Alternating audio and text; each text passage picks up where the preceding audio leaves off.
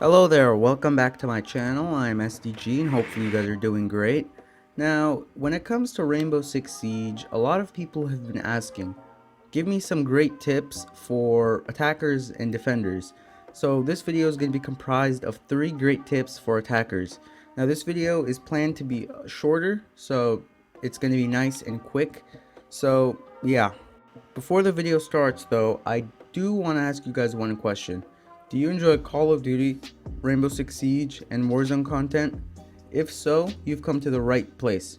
Subscribe with post notifications on so you don't miss out on any new content I drop consisting of those 3 games. Also, it's free and harmless, so why not give it a go? Now let's get into the content. So Rainbow Six Siege is a first-person tactical shooter which comprises of two different factors. One would be the attackers, who have to go on the offense and take over the objective that they want to control, versus the defenders, who have to defend the objective that the attackers are trying to take. Now, when it comes to Rainbow Six Siege and attackers specifically, you have to be really strategic and smart with your plays, whether you want to play aggressive or whether you want to play passive. So Rainbow Six Siege is a tactical first-person shooter which consists of 2 different factors, one being attackers who have to attack and go on the offensive on the objective, hostage, or bomb, versus defenders who have to defend those specific objectives from the attackers. As playing as an attacker, you have to be very strategic, methodical, and you have to be a quick thinker with a quick reaction time. And these 3 tips will help you on that if you're new or if you're a hardcore player. These 3 tips will help you no matter who you are. Just a quick disclaimer though, these 3 tips are what I use. Of course, these 3 tips can be maneuvered or switched to your liking, so you don't have to follow exactly what I say, especially since I bought this game about 2 or 3 weeks ago and I've been doing really well in it so far. But I'm still, I guess, a newer player, but these are just what I've been using currently, so just keep that in mind. So for tip number 1, that would be attacking high. What I mean by that is, let's say the objective or the bomb or the hostage is on floor ground or just the normal floor. That means you will be able to attack from above. So what you might want to do on a specific map would be rappel up above where the objective would be, then break the floor. So the floor that you're standing on, there's a specific part in it where you can break. Either drop your hard recharge or some sort of explosive, blow that up, or if you're playing someone like Sledge, what you can do is you can use your sledge and break the floor so you can see the enemies under you and you can just start firing. This actually is being used in the gameplay that you guys are watching, so you guys can take that to a visual aid. This tip is very powerful in whatever mode you're playing and whatever specific rank you're playing. Let's say you're playing quick play, unranked, or ranked, or even newcomer. It doesn't matter who you are or how you play. As long as you can get above them, they won't expect it. The defenders won't expect it, and you almost guarantee your win. So what I mean is you could be a pro, or this could be the first time you've ever played this game. Taking this tip and using it to your advantage will almost fully guarantee the win or guarantee your progression in the game. Now for tip number 2, and that would be drone. Now when it comes to attackers, every single attacker has 2 drones that they can deploy. One would be at the start where it's called the preparation stage, where you have to go find whatever objective it is, and you always have 1 drone on your person. Now when it comes to the drones, they're really strong, especially because they're small, meaning that the defenders are gonna have to take some time aiming and calculating or whatever it is to shoot them down. So yeah, they're pretty powerful and they're pretty strong. Now for the drones, I don't mean just drone once and go in. Always drone whenever you feel vulnerable.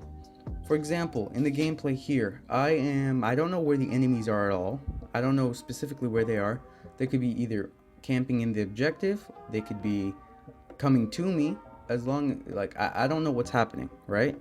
So I go ahead, pop one of my drones out. I'm in a secure position, so don't just stop right in the middle of a hallway and pop your drone out and use it, because then you will be vulnerable. You can't move while you're droning. So I sit in a comfortable spot where I can't be seen nor get shot at. I pop my drone out and I start looking for the enemies. Once I find them, I ping them. And pinging is super powerful, because even if they shoot your drone down, the ping will still be active on the HUD. So once you ping them, you're set. You can get out of your drone or hide it in a solid spot, and you can go on the attack. And in this gameplay, I use my drone, and I think I won this one. So the drone is quite the powerful tool for attackers. Now for the third and final tip, that would be to utilize your specific attacker's ability. For example, Capital, possibly my favorite attacker at the current state. He has a crossbow that shoots 2 flaming bolts and also 2 smoke grenades, I guess you'd want to call them. Now I utilize his ability because I can mix his ability with the drone by taking out popping out one of my drones and using it as a recon device, finding where the enemies are, whether they are in the objective or not. And if they are in the objective, I fire a firebolt in the general direction I pinged in. That fire adds damage through time, and it's really powerful. In the gameplay right now, am using that to my advantage. When I see an enemy across the hallway, I know they're there and I know they're peeking, so I pop out my crossbow, fire it, I get that easy kill. Utilizing your ability is extremely important in this game, because your ability gives you your own advantage. It gives you your own confidence, and that's what I love about the Rainbow Six Siege. Now, an honorable mention for a tip would be for recoil control. Why I didn't put this in the top 3 is because, well, you're gonna need recoil control regardless who you're playing. You could be playing a defender or an attacker. But recoil control is extremely important in this game. When I say that, I really do mean it. Recoil in this game is crazy. It doesn't matter what caliber gun you're using, it's still gonna pop up immediately if you fire rapidly. So what I recommend you do, just play with bots and just practice. If you're playing controller, practice by putting the right stick down as you shoot and finding the perfect sensitivity, and also how hard you're going to be pushing down on the right stick, so you can control the recoil fairly well. That's not to say that it's always going to be easy, especially because different operators use different guns, but the more you learn with this game, the easier it'll be to control. Also, one other honorable mention would be use an operator you feel comfortable with. Now, this should be just common sense, but let's say you're getting into a ranked match and you play with someone, you just say, screw it, I just want to play with them. This could possibly, ruin your KD or ruin your performance, because you're not familiar with that specific operator, and you could get screwed over easily, especially in ranked when it comes to that. So make sure to choose an operator you feel comfortable with, and also main that operator. So the more you know about them, the easier they become to use, and the more better you get in the game. Nonetheless, that's all I have to say for 3 great tips on attackers. Thank you so much for watching. If you did enjoy the video, please like it.